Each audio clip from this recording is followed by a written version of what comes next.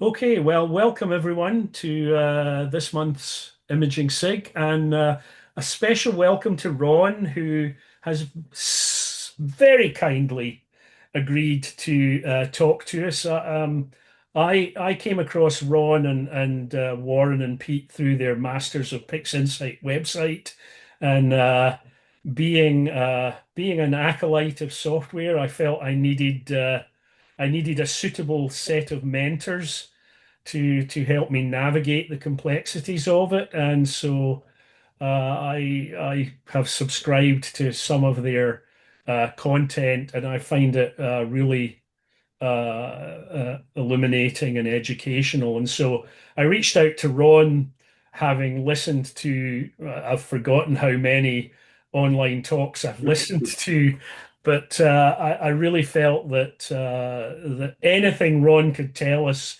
would be super valuable for those of us who are using PixInsight. So anyway, welcome, Ron, and sorry to keep you up so late, but take it away, and thank you again. That's okay. It was clear. I actually got some data that I'm going to look at after we're done here. So, thank you, first of all, for having me here. Earlier tonight, I was doing a Masters of PixInsight workshop. Twice a year, we do a free workshop for anybody who's ever purchased anything from us. And that workshop was tonight, and it was all about stretching. And we actually had Frank Marek on, who is the man behind SETI and he came on and demoed statistical stretch, and I got to go to school, so I'll get to show you what he showed me. Now, I didn't know that RBA was going to be here, so I just got to say hello. Really amazing to see you, and um, we're going to talk a little Hello, bit about. Ron. Good to see you, man. Ron is in the house. Intimidating to see you. I Thank you. had to be here. You are home. Yeah, it's intimidating to see you It shouldn't be. because I'm of here to this. have fun. Oh, there you go. Yeah. So we're going to talk about my gig, Masters of Pix Insight, Of course, yeah. You do that. but people like me learned all our chops from people like Rogelio. Ah, yeah, sure. And vice So versa. if you're a book learner, like a lot of us old guys with gray hair are book learners, this is a really good book, and it goes well with Warren Keller's book, um, Inside Pix Insight. They're very complementary to each other, and all three of us at Masters of PixInsight own both, and probably have copies on our desks. Of course. So, um, if you haven't heard of Masters of PixInsight, let me just quickly share my screen with you. If you haven't heard of Masters of PixInsight, it's mastersofpixinsight.com. I'm not going to do a big sales job on you here, but there are hundreds and hundreds of hours of video workshops and tutorials on individual topics. You can purchase individual workshops. You can get the video snippets, 3 to 10 minutes long, or you can subscribe. So tootle around. There's also, if you click on start here, lots of free stuff. But twice a year, if you've ever bought anything from us, we have this free quick tips workshop. And gosh, I hope nobody saw my password. It's all good.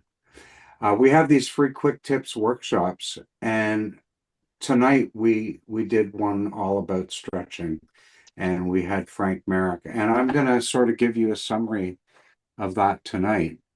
So here's my project. I just have to minimize the faces. I know you can still see me, so I'll try not to make any odd faces. Really simple project tonight. I've got a nebula image and I've got a galaxy image, and those are going to be sort of representative of the types of things that we might want to look at. The first thing I'm going to do is just open up the screen transfer function. Here it is right here. I'm going to track the view. And these have had basic gradient removal, color calibration, deconvolution with blur exterminator, and some noise removal. And if I just put on an auto stretch, you'll see this is sort of what histogram transformation would give us here. Because histogram transformation is doing the same nonlinear stretch that the screen transfer function does. One kind of misunderstanding I want to clear up is that people think that the screen transfer function, what you see is what you get, and that yes, you can make adjustments with these sliders here, but you can't change the default stretch settings. Well, you can. If you control click on a Windows machine or command click on a Mac on the radioactive button, you'll open a menu here, and the default when you install PixInsight for the target background is going to be 0.25. And I'll just save that for a minute and let you see what that looks like on both images. So this is the default. This is how PixInsight comes. I don't like it like that. I want it to look more realistic when I do my auto stretch. So I have mine set to 0.1. And we'll save that. And you'll see that's a more realistic looking auto stretch. What's my rationale for 0.1? Well, 0.1 is going to help me not make the background too dark when I go to do a stretch. And of course, the simplest way to do a stretch, and I'll do it on both of these images, is to use histogram transformation and the screen transfer function together. So if I track the view on both images, I'm going to make sure everything is reset. If I track the view on both images and I just drag the new instance triangle onto the bottom of HT, I'm going to transfer those temporary settings to the HT process. Now I'm going to turn off the screen transfer function, and I'm going to turn on a real-time preview. And you can see this is exactly what we saw. And now if I use my scroll wheel to zoom in a little bit, I can tweak this. So for example, maybe I don't want to clip those pixels, or maybe I want to darken the background a little bit more. I think this is maybe garbage at an edge or something spurious. Doesn't look like it fits with the rest of the data.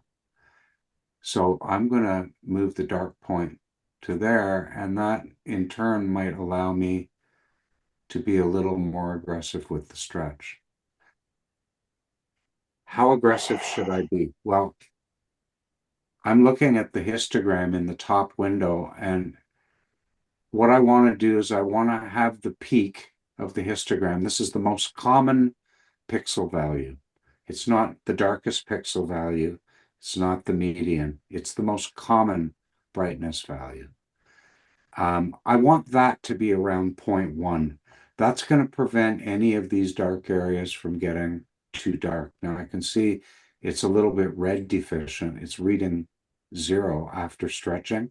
That must mean that this red is important, and I clipped it out. So I have to be less aggressive. But I'm going to put that peak back again, right about here, halfway to the first bright grid line. Now I brought back a little bit of that red in the dark region. It's still pretty dim, but I brought it back a little bit.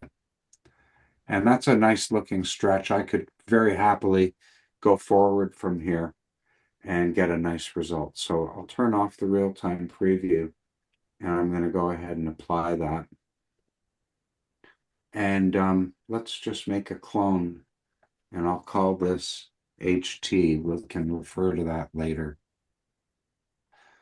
I'm very quickly going to do the same sort of thing over here. So apply a stretch, reset the histogram transformation,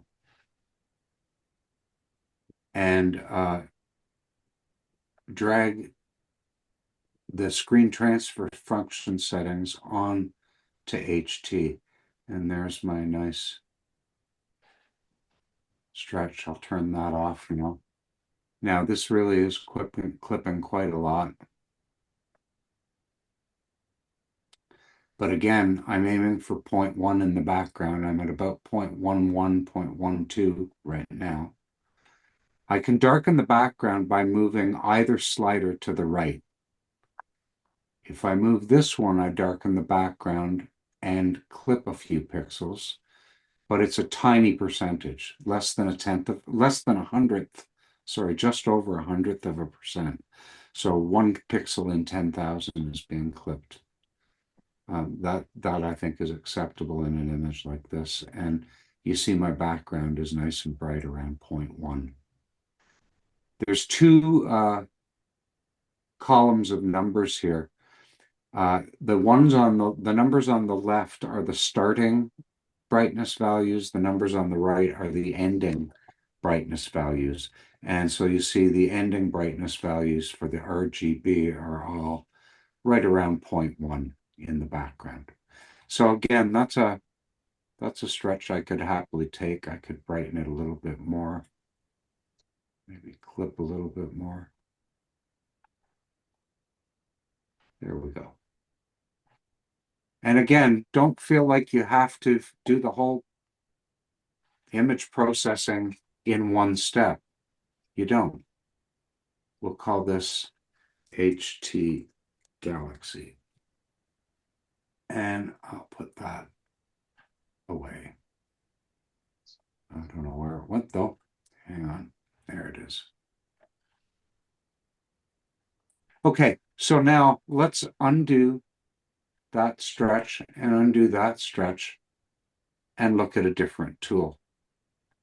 So Frank Merrick from SJAA demonstrated the statistical stretch script. And the first thing he said is he takes the stars out before he runs it. So I'm going to follow his guidance since he wrote the script and has done the most experimentation. I think the reason he's doing that is to avoid burnout of the cores of the stars. So I'm going to use Star Exterminator to do this. I don't think we need large overlap. I'll unscreen the stars and we'll rescreen them in a moment. So there's the stars. They actually look pretty nice without anything much being done to them. But to stretch them, I could use the SETI-ASTRO star stretch script. So I'm just going to go ahead and apply default, except I'll remove any green. And we'll just go ahead and execute that. And now I'm going to just put the stars away. So that's now nonlinear stars. Here's our linear unstretched image. So I'm going to turn off the screen transfer function. And I'm going to open the SETI-ASTRO statistical stretch script. So the first thing you'll notice is you can't, I'll make this bigger. You can't see or do anything until you click preview refresh. And so you're going to get a stretch with the default settings of the script. So let's look at the settings. The target median, that's what it says. So the median of the image is the brightness value above which half the pixels are and below which half the pixels are. So half the pixels are going to be brighter than 0.25, half are going to be darker than 0.25. The black point sigma is how far away from the median the black point is. So in other words,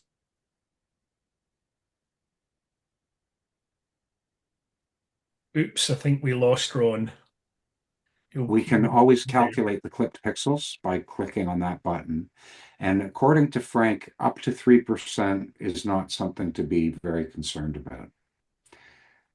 We can lower this and refresh the preview.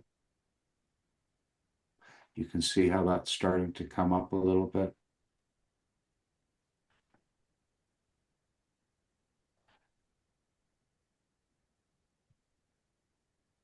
So I darkened the background there. I've boosted the contrast a little bit.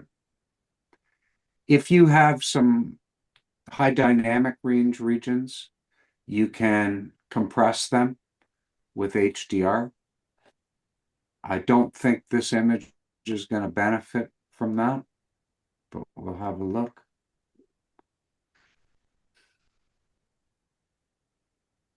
I don't really see any benefit there, so I'm going to turn that off. I'll just explain, this is the amount. The higher you make that, the more compression you're going to see. And the HDR knee is the brightness value at which the compression begins. The lower you make that, the more permissive it is. So I'm going to lower it and make it really strong. And now you might see something. Yeah, not very attractive. So we're just not going to do that.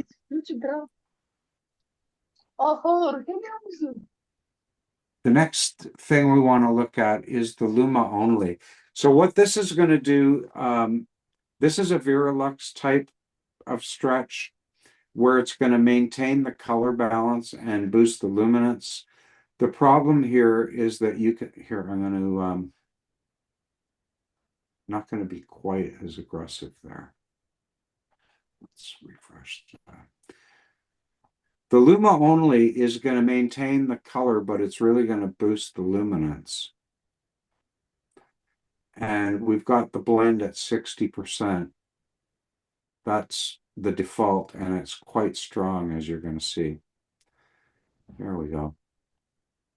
Let's now go back. Iteratively, I'm adjusting the black point sigma. Maybe raise the median a little bit.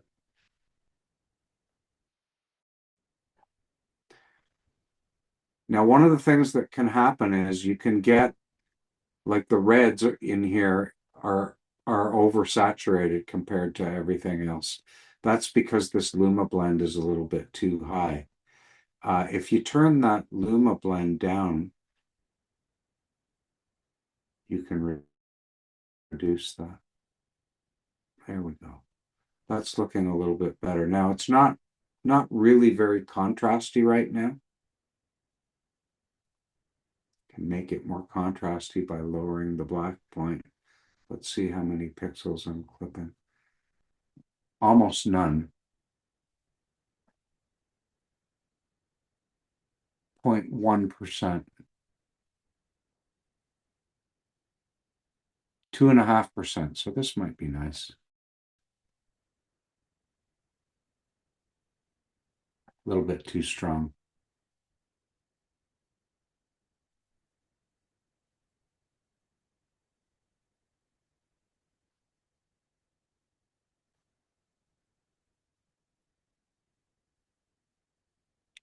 I'm really just trying to show you the power of this tool.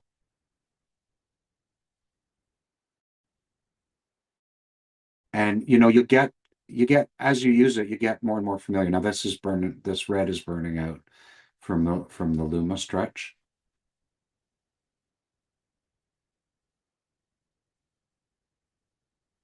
That looks good.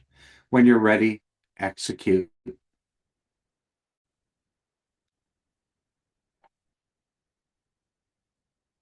And then we could put the stars back in. We want to make sure that doesn't have a screen stretch on it.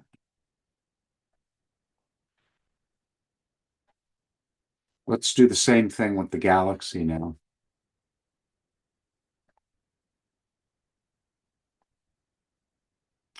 Oops, I'll open it this time from here.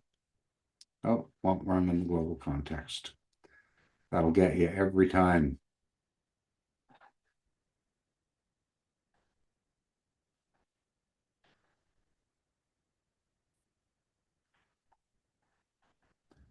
So this time we're going to run it on galaxies.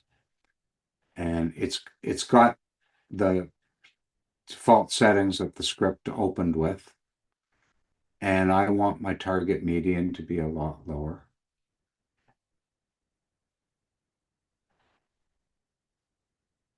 I want my black point sigma to be lower. That gives me a better stretch.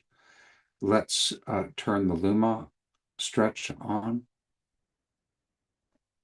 That should give us a nice color boost. It does. You can you can zoom in with these buttons up here and get a better look. I don't think I'll turn up the luma color, but you can see the effect of boosting the curves a little bit.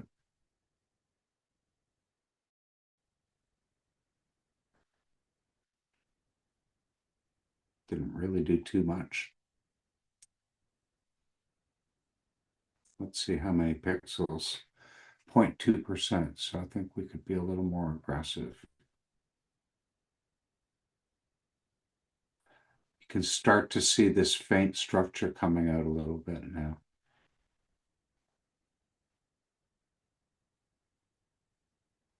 That's nice. And if I want more color, I can increase this luma blend. I'll go all the way up to 1 and have a look at it.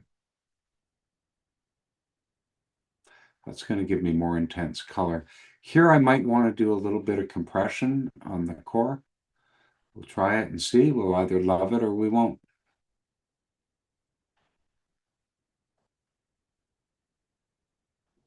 So preview, refresh. Oh, it moved it. It gave us a little bit of compression. Sometimes the only way to see what's going on is to overshoot. So I've put it on 100%. Never mind what it did to the stars. We're more interested in what it does to the core. And I don't really like it. I think I can do a better job on that with other tools, not to mention what it did to the stars. So we'll just take that off. And I think this is in good shape, and I'm going to execute with those settings. So there's the stretch that we got from statistical stretch. Here's what we got.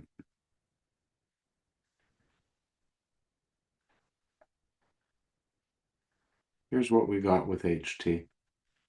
Statistical stretch on the right, you can see quite a lot more color, a little more extent.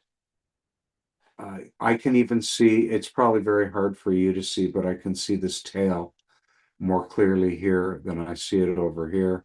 And if I now just click and we compare these galaxies, again, more colorful, a little bit more detail in the core. So that's statistical stretch. Let's undo that twice. And put the HT away.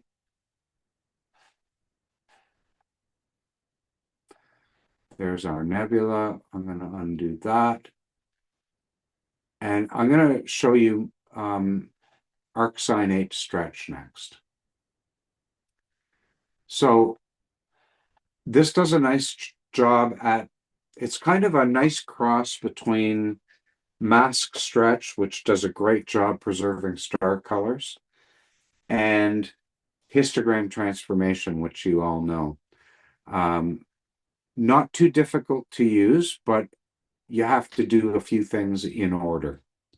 Start out by opening a real-time preview and then click on estimate the black point. All these values that you see highlighted, those are clipped pixels. Some of them matter, some of them don't. So these pixels in here, in the center, some of these pixels, those are in structures that matter. These pixels down on the edge, they don't matter. I don't care if those get clipped. So what I now have to do is I have to, after estimating the black point, I have to lower the black point to just make those clipped pixels disappear. I'm going to do that. You can do that with this slider and do it manually. Right there's about where they disappeared.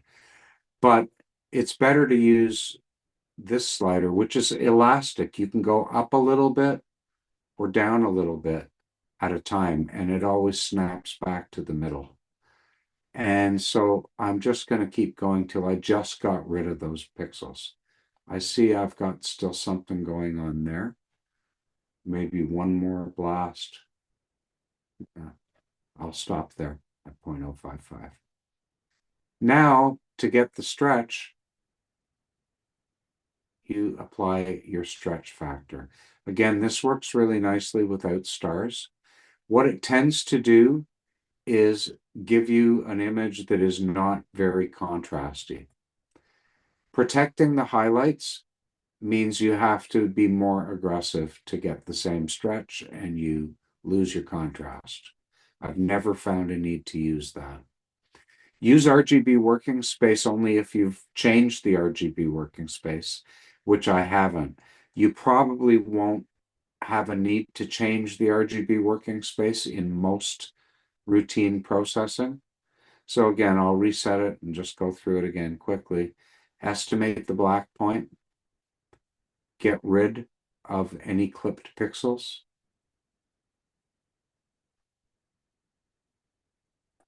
Or most of them. And then apply your stretch. Don't have to go too far. So this is starting to burn out right here. I'm probably going to stop there.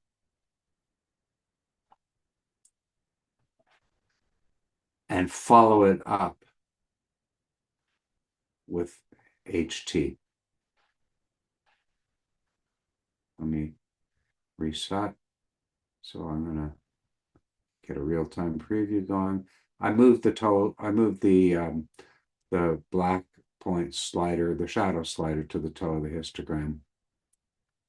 And now I'm moving that peak over to my favorite position around 0.1. Now this isn't very contrasty. I can make it more contrasty by closing this gap and bringing that peak over. So that has done a pretty nice job. I think it did on this image a nicer job than HT. Here's HT. Here's statistical stretch. I suppose I should put the stars back in.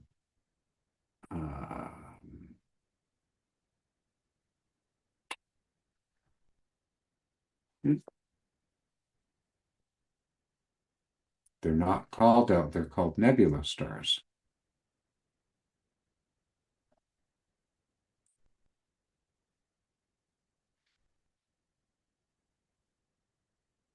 And nebula.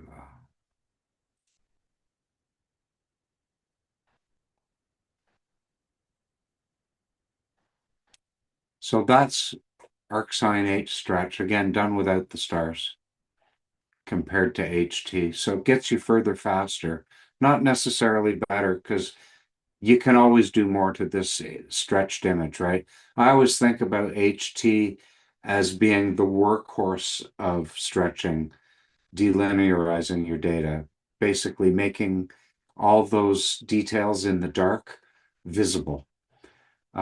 It's not the end of the line, it's just the beginning of the line. Okay, so let's put HT away, and I'm going to undo a few steps here. So I've got this back to before stretching. We can really quickly look at the galaxy as well with arcsine H stretch. So I'm going to double click, get a real-time preview, estimate the black point. Not much clipping going on here, but I'm going to lower the black point to just get rid of most of the hot pixels. At that point, I can start stretching. And again, the further you stretch, the more you're going to get, but it tends to be relatively low contrast. So I tend not to go too far with this.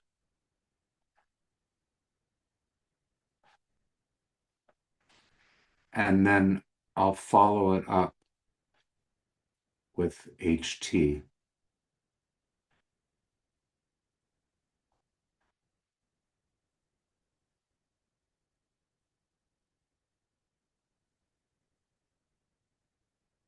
This says I'm clipping 49% of my image.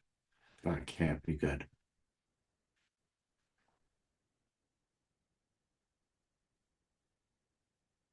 There we go. So you finish the stretch with HT. The advantage of this is a little bit more detail in the core. You still have to go back and do some contrast boosting and so on, but it is a nice result. Okay. I'm going to undo that. Put this guy away. And now let me just show you. Oh, I'm not going to demonstrate GHS, generalized hyperbolic stretch. Some people find it a good tool. If you love it, use it. There's 10 different kinds of hammers in the world, and some people like one hammer more than another. If you love GHS, use it. I find it really complicated and kind of arbitrary. You can set the symmetry point.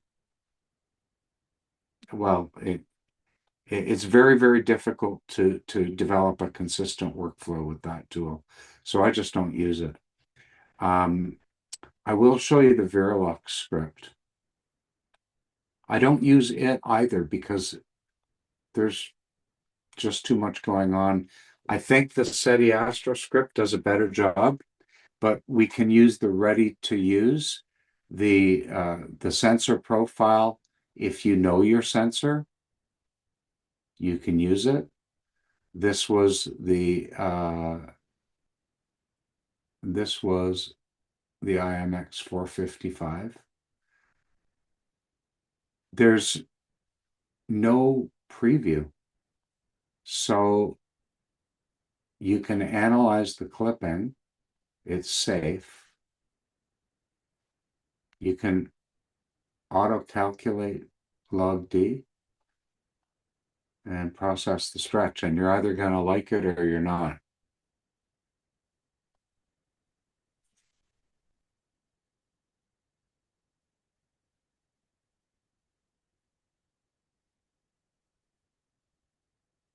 So that gave kind of an interesting result. The red is oversaturated.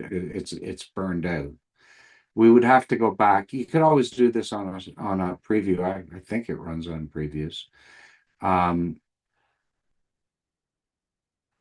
But it's hard to know what the tools are going to do. And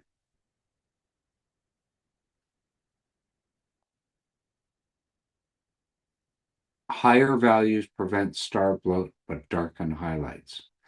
Well, we want to prevent, we don't have any stars, but I wouldn't mind darkening the highlights a little bit. So it was at 6, I'll put it up to 8.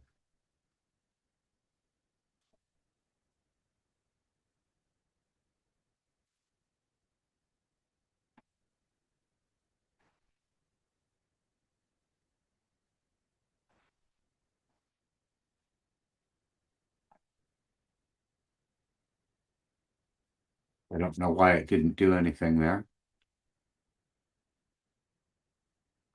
Let's try that again. It didn't work properly. It failed. The script actually failed. Ready to use. Sensor calibration. Actually, I'll just leave it at the general use. I'll set the target background at my favorite 0.1.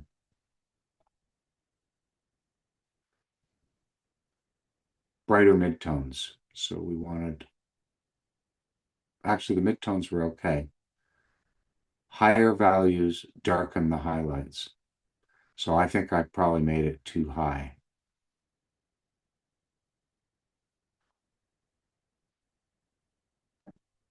Like I said, some tools I just find are not intuitive, and the fact that this doesn't give us a real-time preview makes it very challenging.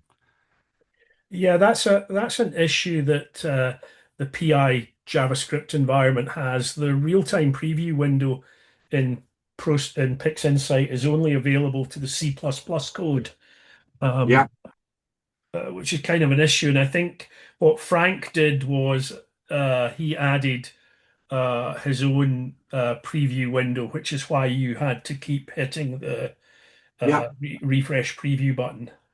but at least I could see it before I run it. And I mean, this did a pretty nice job with those settings, but I don't know how I arrived at those settings, and I don't even remember what they were.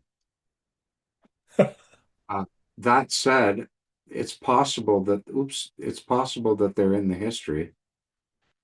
If I double click, no, it doesn't give me it's not even giving me the history, like the parameters that were used to run the script. So can be useful, but challenging. And I'm not going to bother with Verilux on the Galaxy. I'll just move on to the next tool that I wanted to show you. And it's really, I saved what for me is the best until last. So it's the multi-scale adaptive stretch. And for this, I'm going to put the stars back. So I'm backing up to where we had stars in this image. I don't find the need to take the stars out at all. So we'll open up multi-scale adaptive stretch, and it's opening up with default settings. The first thing you have to do is open a real-time preview, and right off the bat, it's going to do a pretty great job. If you want to specify to not use the whole image for the background reference, you can close this, put that stretch on again, and define yourself a little preview that could be used for this target background. That's not really necessary when there's galaxies. When it's a few galaxies and a lot of black sky, but in an image like this, I don't know in advance whether I'm going to want to use this preview or not. Let's try it both ways. So again, I'll open up that real-time preview to turn off the auto stretch. And if I want to use the background reference I just made, I'm going to change that to on and tell it to use the preview that I just made. Now that's obviously going to change the statistics. I don't want that background to be so bright.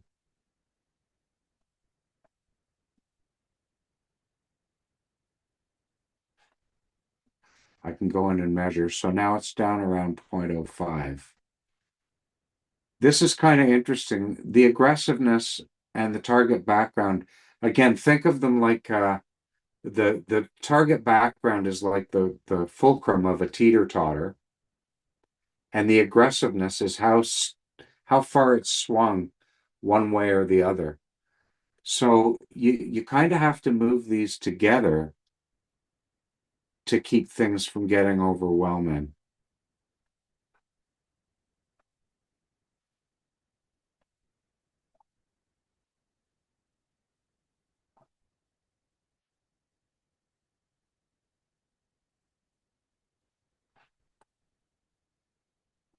That's pretty nice, but I would say this is on the dark side. Whereas if I reset to default, now I'm not using a background reference. This looks better to me, although it's not as contrasty. So let's start from here, but work on improving the contrast. So I'm going to go and measure. Remember, I like the dark parts of my image to be around 0.1. This is a little red deficient in a few pixels.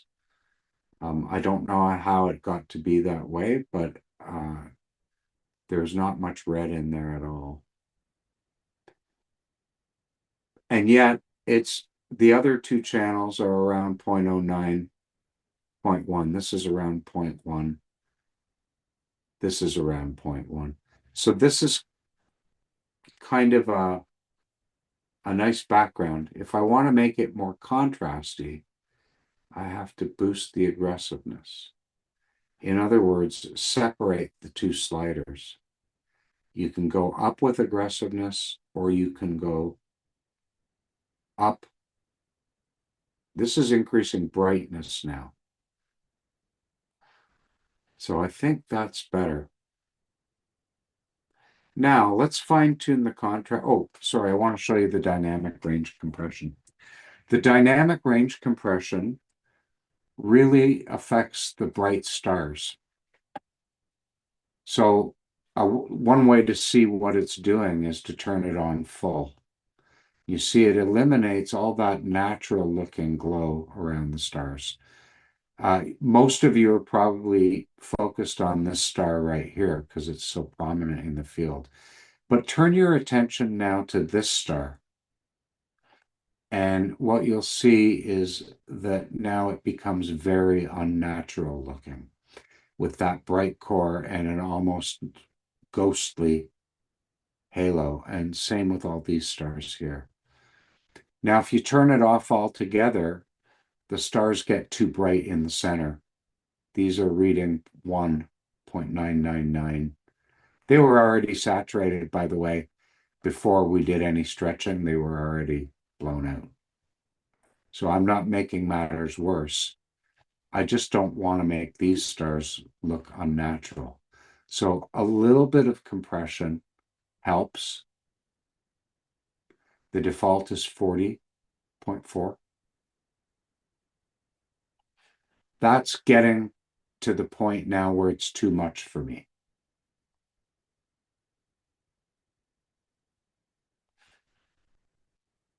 So that, I think that looks pretty good. Okay, now let's fine tune the contrast recovery.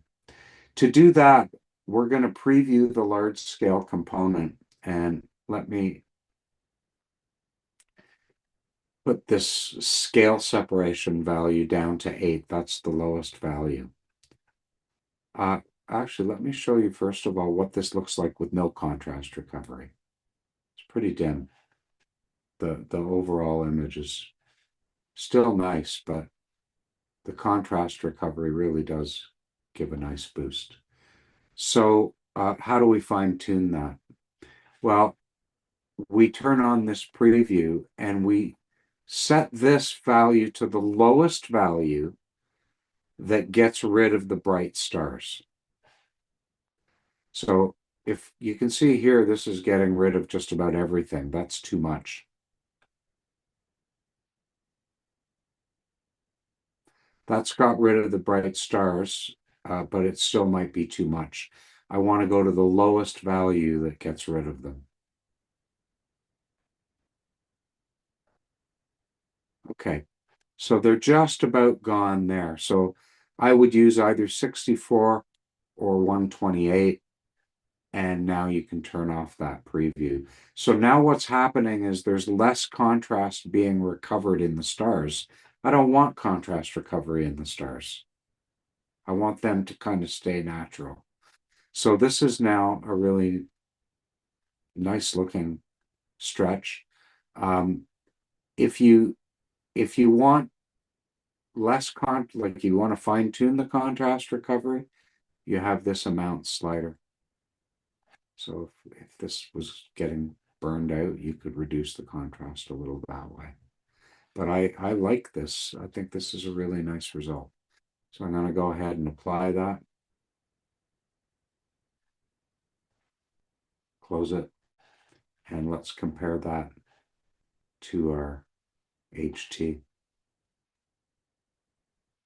Now, just to be fair and square, it would only take a couple of steps to make this look more similar to that, right? All we would need to do is some curves even would do it. Now, I may not get the stars perfect here, but a little bit of brightness, a little bit of hold the shadows down, that gives me my contrast.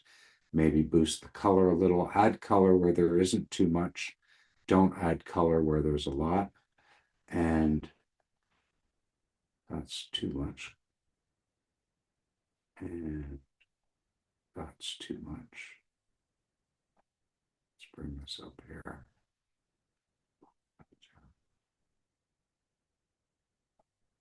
Okay, so one step on HT. Or did I did that to the wrong image. Let's do that here. I'm going to reset that tool.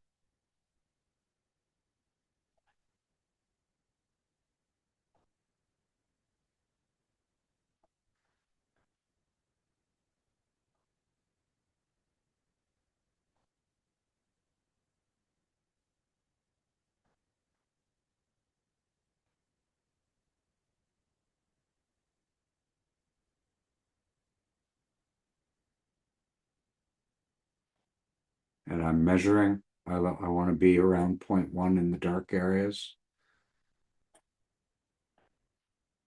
That 0.1, there's nothing magic about it. It's just my aesthetic. And it's my way of making sure I don't make the image too dark too soon. It's easy to make an image dark. It's hard to keep it bright. Okay, so there's histogram transformation plus on the right, and over here, multi-scale adaptive stretch. Now, I think my favorite tool these days has got to be multi-scale adaptive stretch. Your mileage may vary.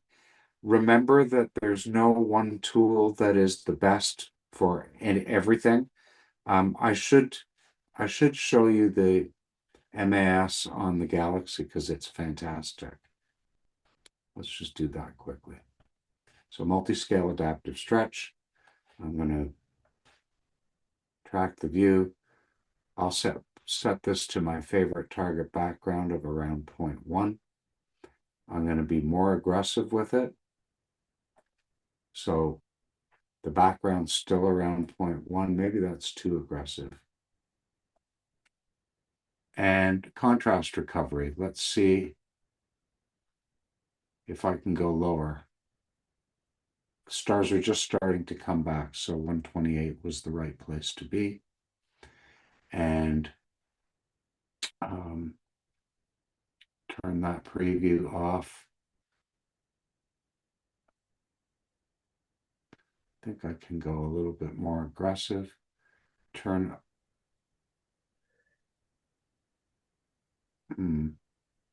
Hey, Ron, a quick question about the contrast recovery. So if I had separated my stars from the non-stellar content, how would how would I approach You would contrast? dial out, so it would depend on the image again, but you would dial out the brightest regions where you don't want to have contrast recovery. Gotcha. And if you want to have contrast recovery everywhere, dial it down to 8. Cool. That'll allow contrast recovery everywhere. Right? So if you don't, here, let me show you on this image. We can take the stars out. So let me go back. I'll take the stars out quickly.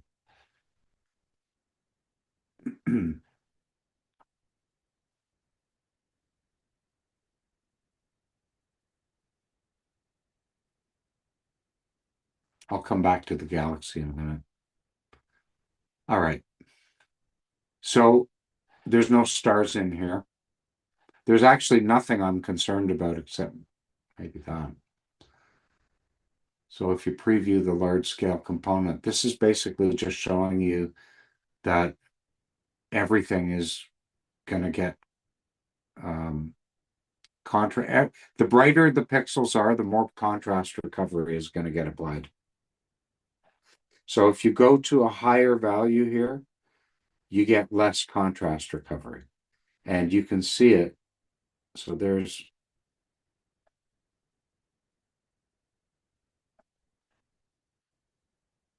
the higher you go, the less contrast recovery.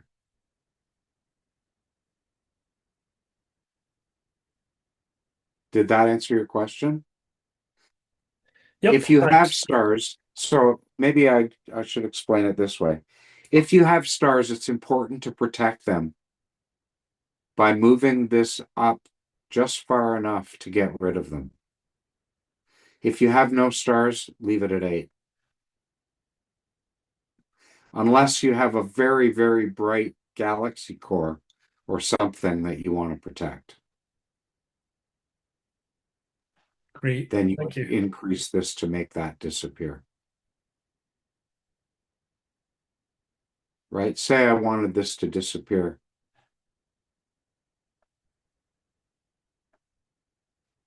I'm just going to keep increasing it till it goes away. And then that won't be affected. Similarly, if you look at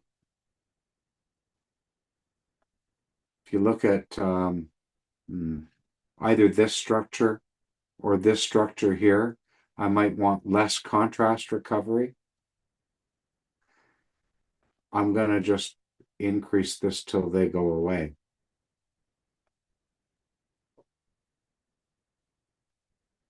There we go. Now I'm getting contrast recovery here, but not as much here. You can see that with this.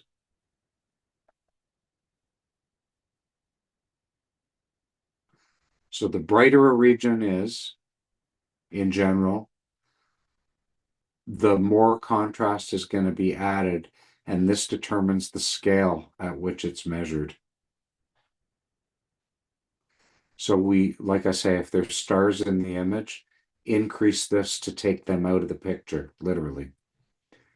If there's no stars, you don't need to worry about this, set it to 8.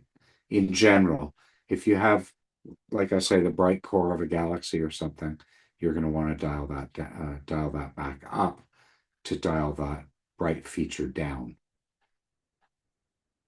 Now, let's get back to the galaxy. There we go. So here, you can consider maybe adding a little more color.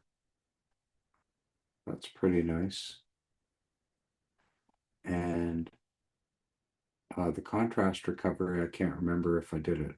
No.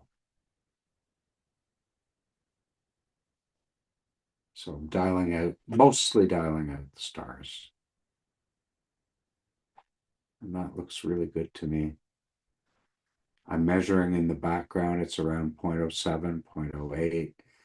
I could make it a little brighter. Maybe up to 0.12 and then make it more aggressive.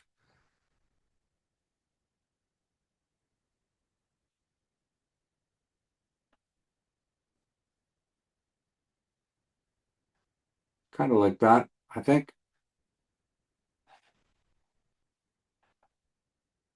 Oh, wrong file. Still looks nice, but that was meant for here. And again, no, it wasn't meant for there. It was meant for the galaxy's image. I'll open it from here. If you open it from the menu rather than from an icon, you'll get the last set of settings. There we go. And now you could do whatever you would normally do to an image like this to make it better. I do think it's showing this tail already a little better than our HT Galaxy. Definitely a lot more color, more extent, a little bit more detail, perhaps. Definitely more color. more extent here as well. But again, none of these tools, none of them finish the job and none of them are perfect. So feel free to experiment. And with that, I think I'm going to stop the demo and we can talk. Thank you so much, Ron. Much appreciated. Anyone Thank have you. any questions for Ron?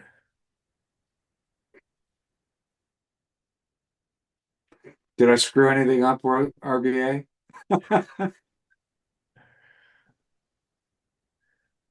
You're muted.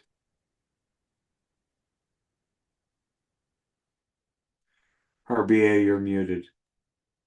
There you go. It's not, I'm not allowed. Okay. It was saying Now you that are. I wasn't allowed to unmute. Oh, Mistake. No, I was waiting for you to talk about MAS all the way till the end. yeah. So yeah, no, and I liked it. So yeah, great. I saved the Thanks. best till last. Mm-hmm. MAS has become my go-to. Yeah, it's nice. It's easy, quick, and it does a good job. So yeah. Yeah. Yeah. It kind of cuts out. So for me, um, usually when I'm processing, I'm thinking in the LAB color space. I'm not thinking in RGB. Mm. I'm thinking, so I'm either working on the brightness of an image, the lightness.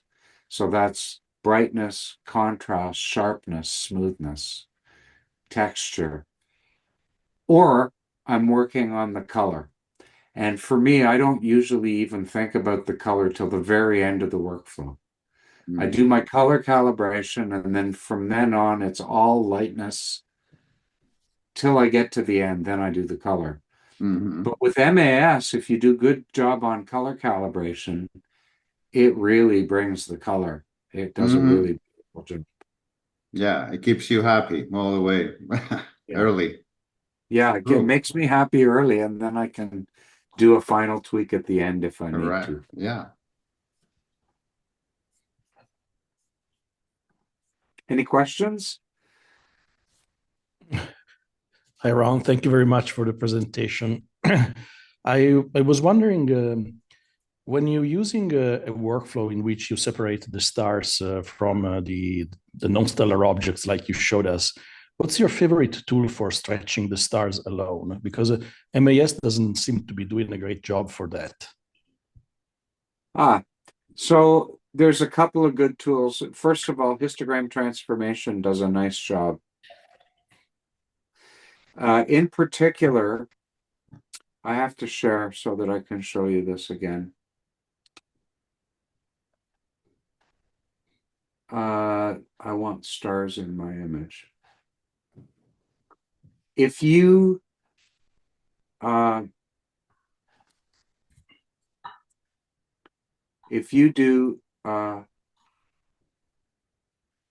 an auto stretch on your image and then you take out the stars. So all I did was a straight, simple auto stretch. I see. Okay. If I now take out the stars, mask generation.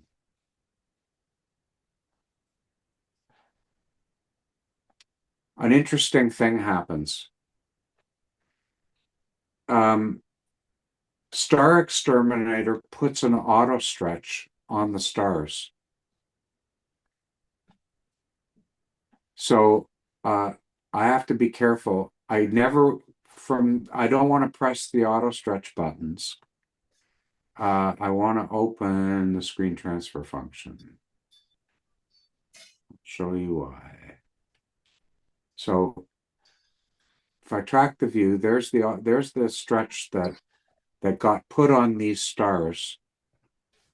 And I'm just going to put that on the desktop. Now I'm going to put an auto stretch on the stars. And you see it doesn't look right at all. But the nice thing is Star Exterminator puts the perfect auto stretch on the stars. So if you now take your histogram transformation, I shouldn't have closed my STF, sorry, game. if you now get these two guys working together, so if I take this STF and put it here, and now put that on my stars, turn off the screen transfer function. My stars are perfect. And if I zoom in here, they're not going to be blown out or anything.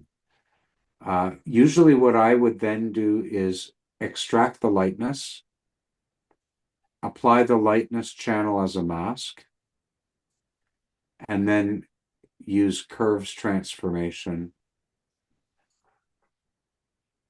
to add color through the mask. And when I'm adding color, I'm probably going to be looking at a star like this. Now, you can go really crazy here to see where you're going to start to do damage. So you see when I go really up high on the left side, this is a burned out core. That, by the way, was burned out before I ever started. Yep. Right. So the argument, this is the good argument for shorter exposures. You think you're not saturating, but you are saturating the core of your stars. So you're never going to be able to do that much of a stretch. We want to add color where there isn't much, and then bring the curve down so we're adding very little color where there's a lot of color. Remember, the starting saturation of a pixel is down here on the bottom. So Yep. pixels that have very little color, they're getting their color boosted a lot. Pixels that have a lot of color, I'm hardly adding anything to them. Yep. So that's a pretty nice stretch. If you wanted to go further than that, you'd have to mask out these stars that are burned out. Yep. The other thing that you could think about doing before you run that is you could repair those star cores. The way to repair the star cores, I just want to go back, by the way.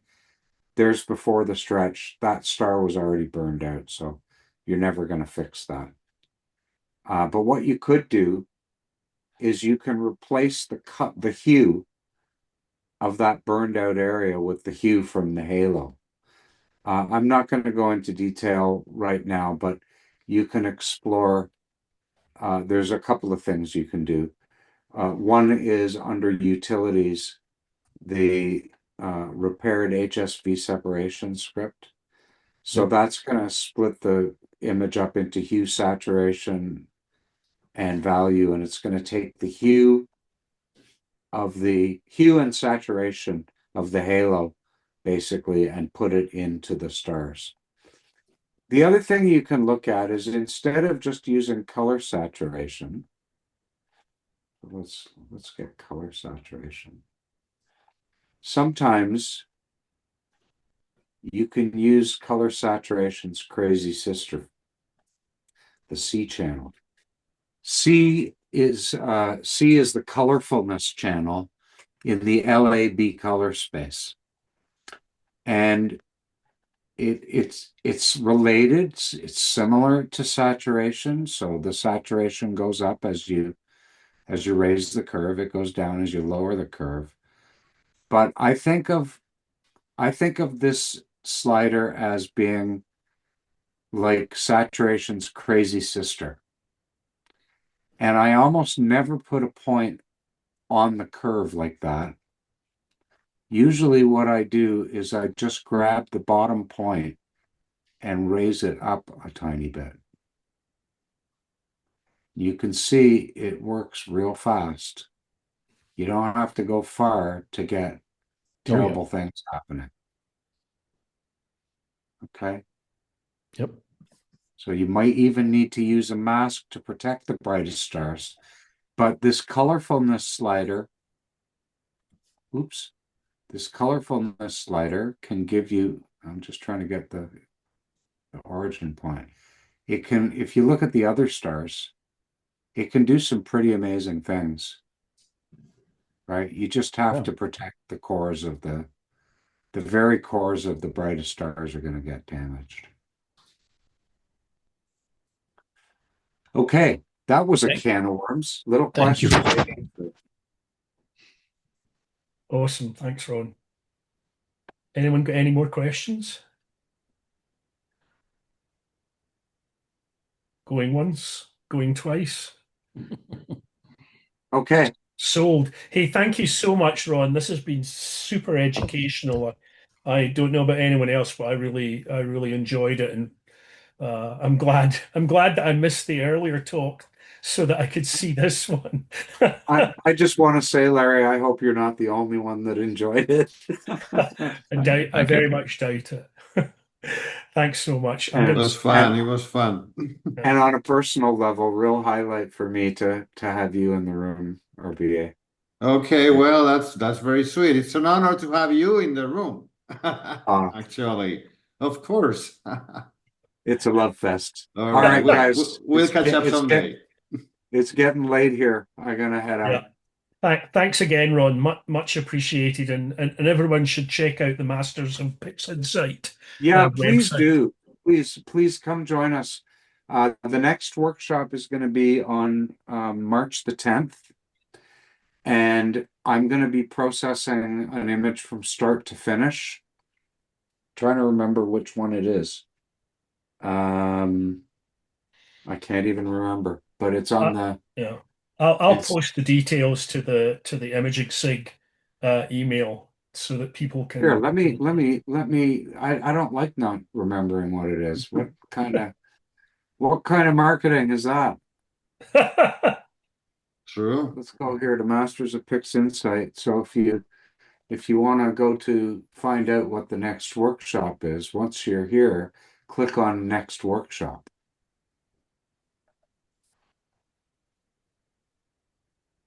Next workshop page.